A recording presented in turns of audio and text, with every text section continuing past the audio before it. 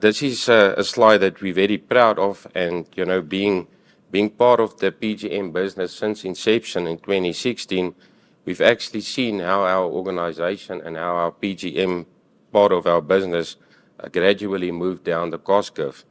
From where we started in 2016 to the furthest to the right, 2020, showing some marked improvement down the cost curve, and currently ranking in the quartile 3 of the cost curve, taking into consideration, excessive capital, project capital being invested in K4 as well, but very determined that going into the future, we can move further down the new projects that's coming online, and also taking into account that the majority of that will be trackless. We see ourselves moving down and being very competitive with world PGM producers. Our K4 shaft is a well-advanced brownfields project that we acquired from Lonmin.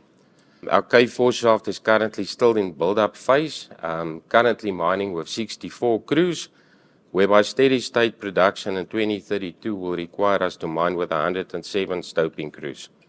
At steady state, our K4 operation will break about 39,000 square meters on a monthly basis, waste about 190,000 reef tons, which equates to about 21,000 4E ounces per month or 250,000 ounces per annum. Our K4 shaft at steady state will employ about 4,500 employees, which is critical for the socio-economic stability within the area which we operate in, and has got a life of mine up until 2070. Also important to note is that our K4 shaft, the project is 77% complete, and we've got just under R1 billion of project capital that we still need to spend, from which 650 will be spent in 2026 and the remainder thereof going into next year. At steady state, K4 will produce a reef mix of about 55% Merensky and 45% UG2, which is key for our smelting strategy within our PGM segment. If we look at our primary mining outlook, it is a dropping profile, but also very important to notice that this excludes our projects, which is East 4, Siphumelele, as well as Thembalani. Despite the declining profile, our costs that we forecast will remain competitive, and we believe as a team we've demonstrated that we can manage costs since the inception when we started our PGM business.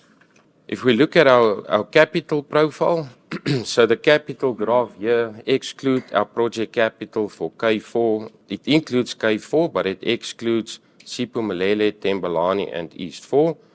In general, our strategy in spending our capital is that at about 9% of our total operating cost, our SIB is calculated at our TMM operations and at 7% at our conventional operations. Our SIB is mainly spent on infrastructure maintenance as well as TMM replacement as at our trackless operations. Our ore reserve development at our conventional ops are also capitalized accordingly.